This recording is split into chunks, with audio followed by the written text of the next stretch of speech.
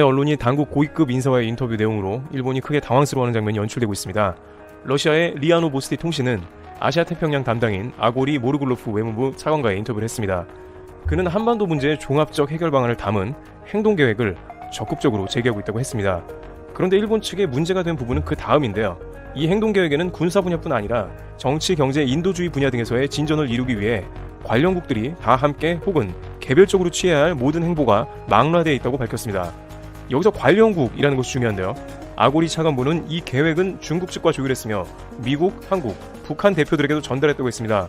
사실상 일본이 완전히 한반도 문제에서 제외가 된 형국입니다. 바로 재팬 패싱이 되어버린 건데요.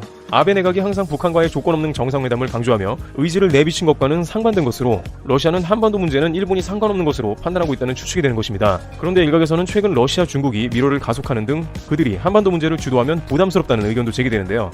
이에 관해 러시아는 미국과는 과거보다 훨씬 접촉을 많이 하면서 한반도 문제를 협의 중이고 북한을 설득하고 있다며 미국과의 협력이 매우 중요함을 이야기하고 있습니다. 그렇다면 왜 러시아가 좀 더 한반도 문제에 관해 적극적인 움직임을 보이고 있느냐는 의문이 제기되는데요. 역시 최근에 한국과 러시아의 FTA 논의 등 경제협력이 실제적인 국면으로 들어가면서 적극적이 되었다는 것입니다. 양국은 최근 신북방 정책에 관한 논의를 심도 있게 주고받으며 남북로 공동으로 전력, 가스, 철도 분야 협력을 추진합니다. 따라서 이와 같은 분위기에서 무엇보다 한반도의 평화가 같이 가야 한다는 의지를 보이는 것입니다. 그런데 일본에 관해서는 다소 복잡한 심경인데요. 일본과 평화조약 협상 등 경제협력을 하려는 움직임을 과거에 계속해서 보여왔지만 최근 미국 중장거리 미사일을 오키나와 등 일본 지역에 배치하려고 한다며 거리를 두는 모습을 보이고 있습니다. 또한 쿠릴 열도는 전혀 일본에 내어줄 생각도 없습니다.